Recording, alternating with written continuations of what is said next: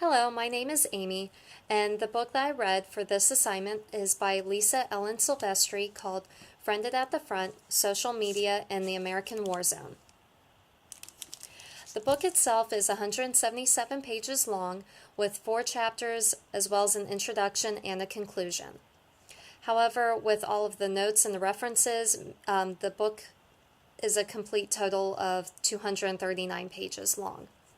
The author begins her book by stating how when her brother was deployed to Iraq in 2005 that Facebook had not gone live yet and they communicated through snail mail. However, by 2014, she says that social media are now part of a service member's deployment kit. She did not have a Facebook account and was surprised when a Lance Corporal told her that Facebook is everything. Deployed soldiers are able to set up internet cafes known as lounges, which includes a router and up to 8 laptops to provide free internet service to even remote locations that do not have access to running water, as seen here. With the ability to stay connected, soldiers are not out of the loop in regards to pop culture when returning from deployment. In her conclusion, the author states that social media appears to be a morale booster for the troops since they can stay in touch and receive emotional support from loved ones back home. It's an interesting mental picture the author paints when she describes wartime experiences through the norms of Facebook, resulting in some sort of visual paradox ending in shiny happy people holding guns. The Facebook posts, meme videos, and albums create a false sense of a casual and domesticated vision of war. As the author states, Chapter 1 introduces readers to military culture by examining the U.S. Marine Corps social media guidance document. Reading these guidelines allows for a deeper appreciation of military culture. The second chapter focuses on social interactivity across fronts, the sense of constant connection and immediate contact afforded by social media in Iraq and Afghanistan. This chapter points out the culture clash described in Chapter 1 by comparing Facebook communication to the communication from previous wars. In this chapter, the author argues about the dominantly operating values of social media, the constant contact and immediacy, and that promotes a fixation on the what of right now, but does not include the what of a war zone. As the author states, chapters 3 and 4 examine the way user-generated content in the forms of photos and videos alters what war looks like in this millennium. In previous American conflicts, professional war reporters and photographers were the sole arbiters of war's image. Chapter 3 looks at U.S. Marines' digital photo album making practices.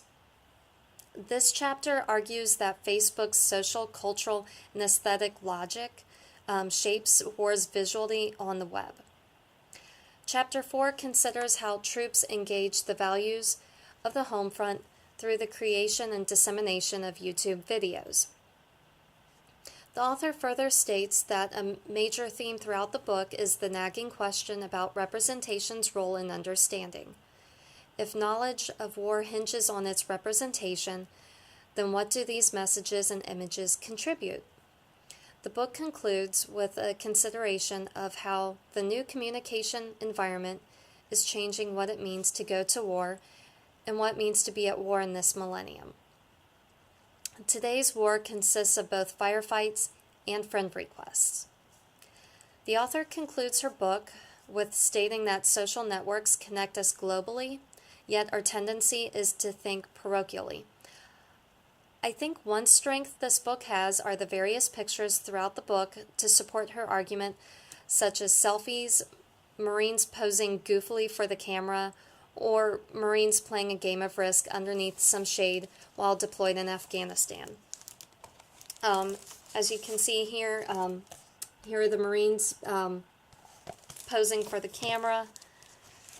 Let's see, here's a picture of a video of an airman doing the robot dance. Here's a picture of Marines singing Christmas cards. And then here's a picture of the Marines playing Risk in Afghanistan. I also liked how the chapter was broken down into sections with subheadings. It made it easier and made the flow that much nicer. My only recommendation for this book would be to have the notes listed as footnotes at the bottom of each page rather than in its own section at the very end of the book. It's much easier to quickly look to the bottom of a page, to read the note about something rather than having to flip to the back of the book, then flip back to the chapter you're currently reading. But overall, I thought this book was quite interesting, and just again, a different perspective on social media in comparison with going to Afghanistan and Iraq.